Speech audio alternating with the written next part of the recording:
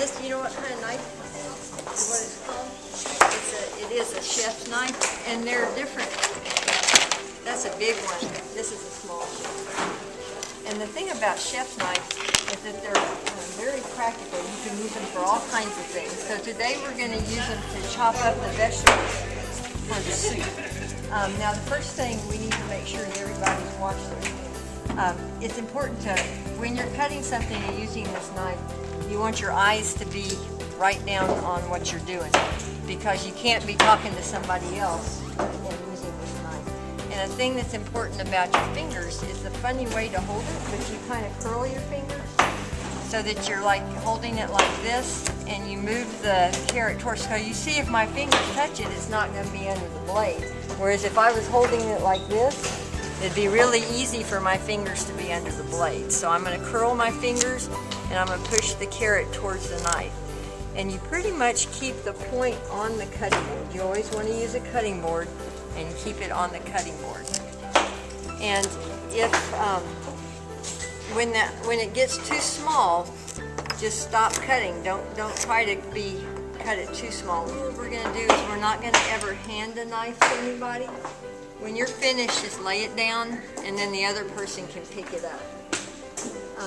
And what if the knife accidentally started falling, like it got too close? Would you try to catch it?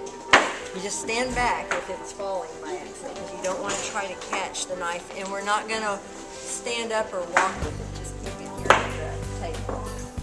So the idea with the chef's knife is to try to keep the point mainly over it. The knife's always touching the cutting board, and your fingers are curled. So, and everyone's going to have a chance to cut, but you're going to have a spotter with you. Like Princess can help you, and Stephanie, if you want to help her.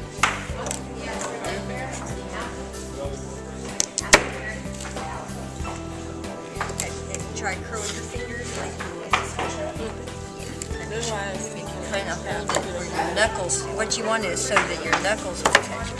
So come up here, good, perfect, good. And then bring it on down. That's a tough one, isn't it?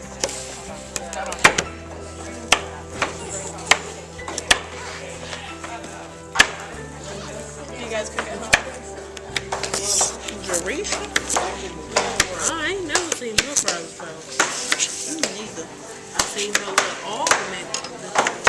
I seen Tia. I just wanted one. You did, guys.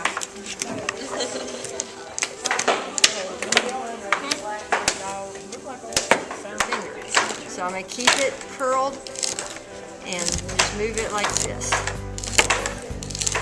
So that's how you're going to cut up the celery. One thing we're going to do is not hand the knife to each other. When you're finished, lay it down and let the other person pick it up. Somebody drop it. Move out of the way. Don't try to catch it. Try me a hero. Right here, take your hand here. Here, hold. Can you hold like that?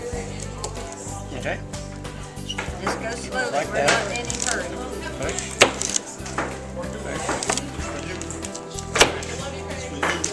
And if there's only a little bit left, don't worry about it. Good job.